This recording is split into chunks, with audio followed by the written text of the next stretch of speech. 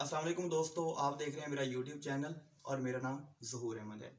दोस्तों, आज आप लोगों से जो बात शेयर करनी है वो कल मुल्तान में पीडीएम के जलसे के बारे में है। दोस्तों, पहली बात तो ये है कि मैं आप लोगों को क्लियर कर दूं कि मेरा किसी भी सियासी पार्टी से कोई तल्लक नहीं है, मैं एक न्यूट्रल इंसान हूँ दोस्तों। लेकिन ला तल्की से भी ये चीज़ है कि अगर इससे हमारी आवाम को नुकसान हो रहा है, हमारे मुल्क पाकिस्तान को नुकसान हो रहा है, तो इसके बारे में बताना बहुत ज़रूरी था, इसलिए मैं ये वीडियो बना रहा हूँ।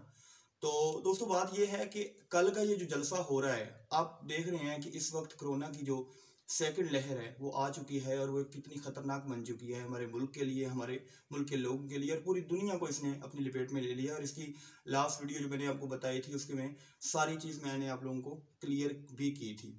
लेकिन ये जो कल का जलसा हो रहा है ये हमारे लिए कितना खतरनाक होगा, और इसके अलावा ये जो सर फिरे लोग जैसे कि मौलाना फजल रहमान और मरियम नवाज और पीपल पार्टी की जो कुछ क़यादत इकट्ठी होकर ये कर रही है, डेफिनेटली इससे उनको कोई फ़ायदा नहीं होने वाला, लेकिन इससे आवाम को नुकसान ज़रूर होगा। क्योंकि लास्ट टाइम बिलावल भुट्टो को भी कोरोना हो गया था, तो इस बात का ये बहुत बड़ा सबूत है कि कोरोना जो है वो ज़रूर है और आवाम को ये बहुत ज़्यादा डिस्टर्ब कर रहा है, आवाम में ये फैल रहा है। अब डेफिनेटली उसमें जो लोग आएंगे, किसी के बच्चे होंगे, कोई बुजुर्ग आएंगे, और जो लोग उसमें आएंगे उससे पूरे मुल्क पाकिस्तान को नुकसान होगा, क्योंकि उन्होंने हर जगह फिरना है, तो इसकी वजह से हर जगह कोरोना फैलेगा और हमें मज़ीद नुकसान होगा। अब देखें, इदारे बंद हो चुके हैं और मज़ीद हुकूमत की तरफ से ये है कि हम मज़ीद सख्त लॉकडाउन की तरफ जा सकते हैं।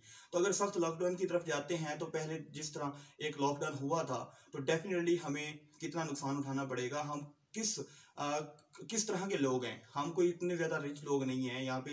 हम हमारा मुल्क बहुत ना तो गरीब है ना अमीर है, यहाँ पे मिडिल लोग रहते हैं। तो डेफिनेटली उनको लॉकडाउन की वजह से बहुत ज़्यादा नुकसान होता है, वो बेचारे अपनी रोजी रोटी कमा रहे हैं। तो ये लोग जो हैं, जैसे ही कोरोना बढ़ेगा डेफिनेटली लॉकडाउन होगा तो सब कुछ बंद हो जाएगा।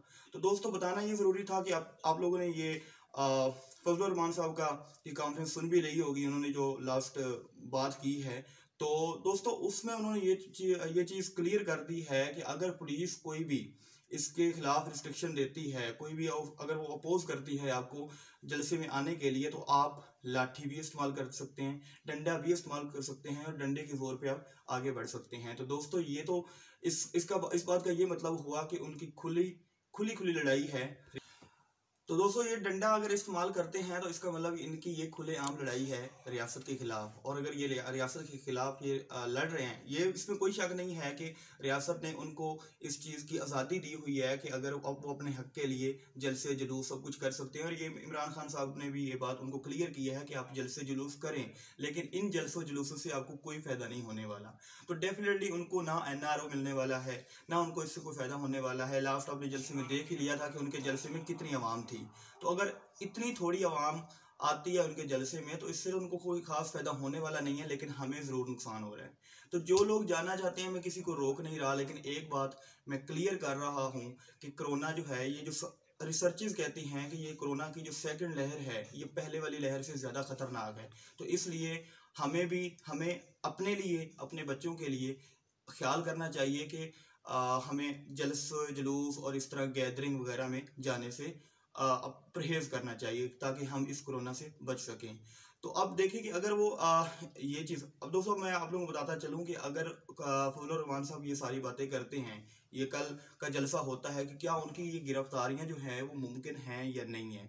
तो दोस्तों, उनकी गिरफ्तारियां ज़रूर मुमकिन हैं अगर वो लाठीचार्ज का इस्तेमाल करते हैं या फिर डंडे इस्तेमाल करते हैं, क्योंकि डेफिनेटली उनको इस चीज़ का तो हक है कि वो जलसे जुलूस करें। लेकिन अगर वो रियासत के खिलाफ कोई भी इकदाम करते हैं तो वो गिरफ्तार भी हो सकते हैं, उनकी गिरफ्तारी भी मुमकिन है। तो देखते हैं कि कल के इस जलसे में क्या होता है। तो बस ये इन्फॉर्मेशन आप लोगों से शेयर करनी थी। और दूसरी बात, दूसरी तरफ जो मरियम नवाज साहबा हैं, वो भी एक ट्वीट करती हैं कि लास्ट 4 दीवारी का जो तकद्दुस है वो पामाल किया गया और ये सारा कुछ।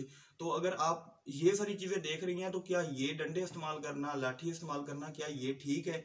तो ये चीज़ ऐसा नहीं होता। आप जलसे जुलूस करें, लेकिन हमारे इस मुल्क पाकिस्तान को प्लीज़ नुकसान ना पहुंचाएं।